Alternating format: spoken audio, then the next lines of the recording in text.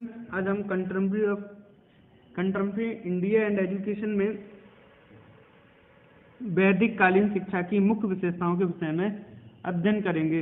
Main characteristic of वैदिक period education. तो इसमें बहुत सारी विशेषताएं हैं। मैंने कुछ मुख्य विशेषताओं को इसमें शामिल किया है और देखते हैं जैसे जैसे और हमें अच्छी लगेंगी वो उनमें शामिल कर लेंगे। तो सबसे पहले इनकी जो विशेषता थी वैदिक काल की विद्या आरंभ संस्कार।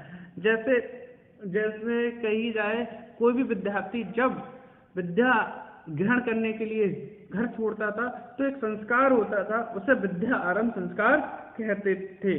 विद्या आरंभ संस्कार में क्या होता है ये हम जानने का प्रयास करते हैं। विद्यालय की प्राथमिक शिक्षा आरंभ करने के समय यह संस्कार होता था। ये कब होता था? विद्या आरंभ कर रहे हैं, प्रारंभिक शिक्षा आरंभ कर रहे हैं। क्या कर रहे हैं? प्राथमिक या प्राथमिक शिक्षा आरंभ करना।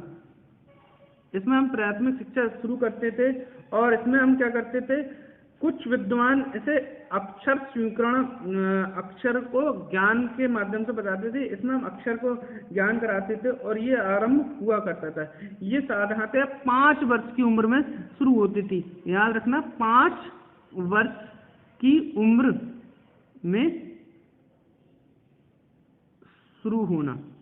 तो इसमें क्या होता था, 5 वर्ष की उम्र में ये विद्या आरंभ संस्कार शुरू होता था। इसमें क्या होता था, अक्षर को सिखाया जाता था और इस अक्षर में सबसे पहले ओम का उच्चारण किया जाता था। किसका उच्चारण किया जाता था? ओम का उच्चारण किया जाता था। ओम के बारे में बताया जाता था। ठीक, विद्या आरंभ संस्कार जो होता था वो घर पे ही होता था। विद्यार्थी का जो घर है उसमें ही इसका आरंभ हुआ करता था। ये ओम से शुरुआत किए जाया करती थी। उसके बाद आ जाती है उपनयन संस्कार। क्या जाता है? उपनयन संस्कार। जब बालक गुरु के संरक्षण में वैदिक शिक्षा आरंभ करता है, जब वह गुरुकुल जाता था, गुरु के संरक्षण में पहुंचता था या गुरुकुल जाता था, तब जो संस्कार हुआ करता था उसे उपनयन संस्कार कहते थे। उपनयन संस्कार में क्या होता था, इसका मतलब क्या है, मैं मतलब उपनयन का अर्थ बता दूं। उपनयन का मतलब, जो उपनयन मानी होता है, उपनयन का मतलब होता है पास ले जाना। क्या होता है? पास ले जाना। पास ले जाने में कहाँ ले जाते थे हम? गुरु के पास ले जाते थे, तो उसको कहते हैं उपनयन संस्कार। तो ये उपनयन संस्कार कहलाता था। ये याद रखिए, वैदिक काल में गुरु के पास केवल 3 लोग जाते थे, 3 वर्ग के लोग जाते थे।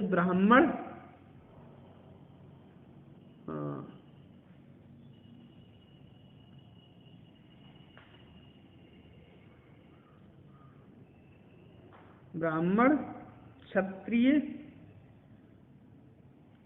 और वैश्य। इन लोगों को जब गुरु के पास ले जाता था तो जो संस्कार होता था उससे उपनयन संस्कार होता था, और उपनयन संस्कार शूद्रों का नहीं होता था। ठीक, तो ये उपनयन संस्कार है। इसके बाद आ जाता है समावर्तन संस्कार। समावर्तन संस्कार क्या है? ये संस्कार उस समय होता था जब बालक अपनी वैदिक शिक्षा समाप्त कर लेता था और समावर्तन कर देता था। तो उस समय क्या होता था, उसको जो कहा जाता था, यानी घर लौटने की विधि। यहाँ पे गुरु के पास जाना है, गुरु के पास जाना क्या हो गया? उपनयन। और यहाँ कह सकते हैं हम समावर्तन, यानी कि घर लौटना। जब गुरु के घर से, यानी कि गुरुकुल से जब वापस लौटा जाता था तो उस समय जो संस्कार हुआ करता था उसे कहते थे समावर्तन संस्कार। 15 वर्ष की आयु से विद्या आरंभ की समाप्ति पर ये जो संस्कार आरंभ हुआ करता था, कहा जाए तो उसे क्या कहते थे? और एक और इसमें मैं जोड़ देता हूँ, घर लौटने के बाद ही व्यक्ति की ब्रह्मचर्य जीवन की समाप्ति हुआ करती थी। ठीक, तो जब वो घर लौटता था तो गुरु के द्वारा उससे कुछ कहा जाए गुरु दक्षिणा ली जाती थी, और गुरु दक्षिणा के रूप में दीक्षांत, जैसे अभी हमारे यहाँ जो एक संस्कार लिया गया है दीक्षांत समारोह कहते हैं। जब हमारा दीक्षांत समारोह होता है, जब हमारे कॉलेज समाप्त होता है, तो मतलब कॉलेज की लाइफ समाप्त होती है तो एक दीक्षांत समारोह होता है। जो बच्चे जाते हैं उनके लिए सबको सम्मान करा जाता है कॉलेज के द्वारा, तो वो समारोह होता था। उस समारोह में गुरु को एक विद्यार्थी गुरु दक्षिणा देता था और उसे घर जाने की अनुमति प्रदान हो जाती थी। उसे जो संस्कार कहते हैं उसे समावर्तन संस्कार कहते हैं। स्टूडेंट्स, ये 3 संस्कार हैं, विद्यारंभ, उपनयन और समावर्तन संस्कार। मैं यहीं पे आपको क्लियर करना चाहूंगा स्टूडेंट्स कि यही संस्कार जो होते हैं, इन्हीं की टाइप के जो संस्कार होते हैं वो बौद्ध धर्म में भी होते हैं। वो किसमें होते हैं? बौद्ध धर्म में होते हैं। तो ये दोनों जो संस्कार हैं, इनको मैं थोड़ा सा इस तरीके से लिख देता हूँ, इनमें कंफ्यूजन ना हो। तो जो बौद्ध कालीन शिक्षा में जो संस्कार होते हैं उनमें भी 3 संस्कार होते हैं। एक होता है, उसमें सेम है, विद्या आरंभ संस्कार या विद्या आरंभ की अवस्था। सही, विद्या आरंभ संस्कार कह सकते हैं उसे हम। ये वहां भी होता है, यहाँ भी होता है। यहाँ पे 5 वर्ष की उम्र में होता है। ध्यान रखना, ये अंतर ध्यान रखना, विद्या आरंभ संस्कार। दूसरा हमारा हो जाएगा पवज्जा संस्कार। कौन सा हो जाएगा? पवज्जा संस्कार। इनमें थोड़ा थोड़ा डिफरेंट है, यहीं पर क्लियर हो जाएंगे तो आपको हमेशा याद रहेंगे। और तीसरा है उपसंपदा संस्कार। उपसंपदा संस्कार। तो विद्या आरंभ संस्कार में क्या होता था? ये 5 वर्ष की उम्र में सभी बच्चों का होता था, जिसमें ओम लिखकर पहली शुरुआत कराई जाती थी। ओम से शब्द की शुरुआत हुई है, भगवान शिव के डमरू से ही वर्णमाला की शुरुआत हुई है। तो हम ये चीज सिखाकर वहीं रोक देते थे। तो ये ब्रह्मा में जब गुरुकुल में जा रहे हैं तो ये उपनयन संस्कार हो जाता था। जो शिक्षा समाप्त कर ली तो वो समावर्तन संस्कार हो गया। इसी तरीके से विद्या आरंभ संस्कार जो है यहाँ पर 8 वर्ष की उम्र में होता था। विद्यार्थी प्रवेश लेने के लिए विद्यार्थी जो होता है शिष्य कहा जाता था, या फिर शिष्य वो 8 वर्ष की उम्र में जब चालू होता था, वो कौन सा होता था? शिक्षा आरंभ करने के लिए वह कहाँ जाना पड़ता था उसे? वहाँ पे जो बौद्ध धर्म के बौद्ध भिक्षु जहाँ पर शिक्षा देते हैं वहाँ जाना होता था, और वहाँ पर इनकी 12 वर्ष की शिक्षा आरंभ होती थी। वैदिक कालीन में शिक्षा जिस प्रकार छात्रों का उपनयन संस्कार होता था, उसी प्रकार बौद्ध धर्म में पवज्जा संस्कार होने के बाद ही बौद्ध में प्रवेश दिया जाता था। बौद्ध मठों में प्रवेश दिया था। पवज्जा का अर्थ होता है बाहर जाना, गोइंग आउट। इस संस्कार का अर्थ था कि बालक अपने परिवार का परित्याग करके संघ में प्रवेश करता है। देखिए ध्यान रखना, पवज्जा जो है, पवज्जा का मतलब बाहर जाना, और उपनयन का मतलब है पास आना। ठीक, क्या है? उपनयन का मतलब है पास ले जाना, पास ले जाना। इसका मतलब उपनयन का मतलब क्या है? पास ले जाना। और इसका मतलब क्या है? बाहर जाना। जहां पर बौद्ध मठों में प्रवेश मिलता था, तो वो बौद्ध मठों में जब विद्या आरंभ संस्कार शुरू हो जाता था, ये 8 वर्ष की उम्र में होता था। और ये दोनों विद्या आरंभ संस्कार और पवज्जा एक ही बार में होते थे। ये घर छोड़कर पवज्जा में पहुंचते थे तो वहां पर शुरू हो गया। और विद्या आरंभ संस्कार कोई भी पंडित, कोई भी ब्राह्मण विद्यार्थी के घर पर जाकर उसे घर पर ही आशीर्वाद देता था और वहां पर ओम लिखना सिखाता था, ओम का उच्चारण करवाता था। तो ये विद्या आरंभ संस्कार हो गया। और उसके बाद उपनयन संस्कार में वो विद्यार्थी को अपना घर त्याग करके वहां पहुंचना होता था। परंतु बौद्ध धर्म में विद्या आरंभ संस्कार भी बौद्ध भिक्षुओं द्वारा कराया जाता था, और बौद्ध भिक्षु ही उसे मठ में जब प्रवेश कराते थे तो उसे पवज्जा संस्कार कहा गया। क्लियर हो गई बात? अब बात करते हैं इसमें बौद्ध, यहाँ पे उपनयन संस्कार में कोई बात नहीं कराते थे। प्रारंभ में विद्या आरंभ में ओम उच्चारण कराते थे, परंतु पवज्जा संस्कार जब होता था तो 3 वर्ड बुलवाते थे, बुद्धम शरणम गच्छामि, धम्मम शरणम गच्छामि और संघम शरणम गच्छामि। क्लियर? उसके बाद हो जाता है उपसंपदा संस्कार। उपसंपदा संस्कार जो होता था, 8 वर्ष की उम्र में शिक्षा आरंभ की और 12 वर्ष तक शिक्षा ली। जब बच्चा 20 वर्ष का हो गया तब उसकी शिक्षा एक हिसाब से समाप्त हो जाती थी। वो गृह से जीवन में प्रवेश कर सकता था। अगर उसे आगे पढ़ना है तो उसे भिक्षु बनने की अनुमति दी जाती थी। परंतु जब कहा जाए 12 वर्ष की शिक्षा समाप्त करने के बाद जब वो शिक्षा समाप्त कर लिया करता था तो उससे संस्कार को उसके बाद उसे उपसंपदा संस्कार कहा गया है।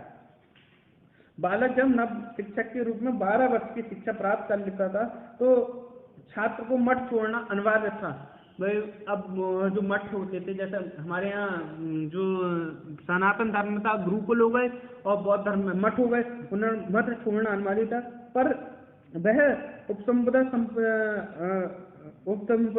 संस्कार समाप्ति कर पूर्ण भिक्षु के स्थिति प्राप्त कर सकता था। परंतु क्या था कि जो घर जाना चाहता है वो घर चला जाए और जो बौद्ध धर्म का प्रचार प्रसार करना चाहता है वो भिक्षु बनकर उपसंपदा संस्कार होकर कम से कम 10 भिक्षुओं को उपस्थिति अनिवार्य थी और वो उसमें क्या बन सकता था, उपसंपदा संस्कार में वो बाहर जा सकता था और अपने बौद्ध धर्म का प्रचार प्रसार कर सकता था। क्लियर? ये आपके ये हो गया। अब हम कह सकते हैं गुरुकुल प्रणाली। पहले क्या था भाई, ये हो गया भाई समापन संस्कार हो गया। यहाँ पर गुरु के पास जाया करते थे स्टूडेंट और वह वहाँ पढ़ते थे। क्लियर? गुरुकुल में जाके उनका घर से कोई संबंध नहीं होता था। प्रकृति के संपर्क में आते थे, connect with the nature. Gurukul व्यवस्था में क्या होता था कि जो स्टूडेंट्स होते थे वो गुरु के पास पहुंच जाते थे और प्रकृति की गोद में ही स्कूल बनते थे। उन्हें जो कहा जाता था, उन्हें कहा जाता था कनेक्ट कराया जाता था नेचर से ही बहुत कुछ सीखते थे। इसी तरीके से रविंद्रनाथ टैगोर ने भारत के वनों से प्रभावित होकर अपने विद्यालय की स्थापना की। ठीक उसी तरीके से आगे बढ़ के गुरुकुल हो गया, प्रकृति के संपर्क में आ गए। विद्यालय भवन कैसे होते थे? प्राचीन काल में छात्रों के लिए आजकल की तरह सुंदर भवन नहीं थे। इस समय किसी भी प्रकार की कोई सुविधा नहीं थी, परंतु क्या था, अच्छे मौसम में कक्षाएं छात्रों वृक्ष के नीचे हुआ करती थी जब गर्मी है तो। किंतु वर्षा ऋतु में किसी प्रकार की साधारण चिंता की आवश्यकता होती थी। वहां पर क्या होता था, वो देवालय जहाँ पर मतलब मंदिर हुआ करते थे, उन मंदिरों में उनका प्रवेश हुआ करते थे। जो बड़े बड़े मंदिर हैं हमारे उत्तर भारत में नहीं है, मगर दक्षिण भारत में देखोगे तो मंदिरों में बहुत बैठने की व्यवस्थाएं हुआ करती थी, उसमें पढ़ाया करते थे, मंदिरों में या देवालय में पढ़ाया जाता था। उसके बाद आ जाता है अध्ययन की विधि। जो अध्ययन का पीरियड था, 4 वेद हुआ करते थे, तो हर एक वेद के लिए 12 वर्ष और 12 वर्ष, तो 48 वर्ष में शिक्षा पूर्ण होती थी। सब जो था 48 वर्ष की उम्र में ब्राह्मण ज्यादातर पूरे 48 वर्ष तक शिक्षा ग्रहण करते थे। अपने मतलब कहा जाए 4 वेदों का अध्ययन करते थे। परंतु जो क्षत्रिय वगैरह थे वो अपने व्यक्तिगत अनुसार शिक्षा ग्रहण करते थे, जिन्हें अपनी जरूरत है उसकी। उसके बाद आती है निःशुल्क एवं सार्वभौमिक शिक्षा, free and universal education. Free and universal education प्राचीन समय से भी वैदिक काल से चली आ रही है। वैदिक काल में क्या होता था, पूरी तरीके से शिक्षा फ्री कराई जाती थी, परंतु क्या था उसमें क्या थे, लास्ट में गुरु दक्षिणा दी जाती थी। उसके बाद आ जाते हैं शिक्षक की पद्धतियाँ। भाई शिक्षा की पद्धतियाँ कैसी थी? जो शिक्षा की पद्धतियाँ थी उन पर बात करें तो हम कहें मेथड ऑफ एजुकेशन की बात करें तो ये क्या था, प्राचीन व्यक्तिगत पद्धति थी, जिसकी जैसी व्यक्तिगत कहा जाए व्यक्तिगत रुचि होगी उसी तरीके से शिक्षा दी जाती थी। जैसे हम इसका उदाहरण महाभारत में मिलता है। मान लो अर्जुन को धनुर्विद्या चलानी थी, भीम को गदा सिखानी थी, किसी को कुछ भाला चलाना सिखाया, किसी को तलवार सिखाया। तो जिसकी जैसी रुचि हुआ करती थी उसमें उसी तरीके की शिक्षा दी जा सकती है, या कह सकते हैं जिसमें जितने पोटेंशियल उसी तरीके से उसका शिक्षा व्यवस्था। और शिक्षण पद्धति क्यों होती थी? शिक्षण पद्धति की बात करें, टीचिंग मेथड की बात कर रहा हूँ, ये सब मौखिक हुआ करती थी और क्रियात्मक हुआ करती थी। सही है? जैसे मान लो उसे शस्त्रों की मतलब कहा जाए धनुष चलाना सिखाना है तो करके दिखाया जाता था, बाकी सब मौखिक बताया जाया करता था। क्लियर? इसमें अभी और हैं छात्रों के नियम है, वो बात को डिस्कस करेंगे। Thank you very much.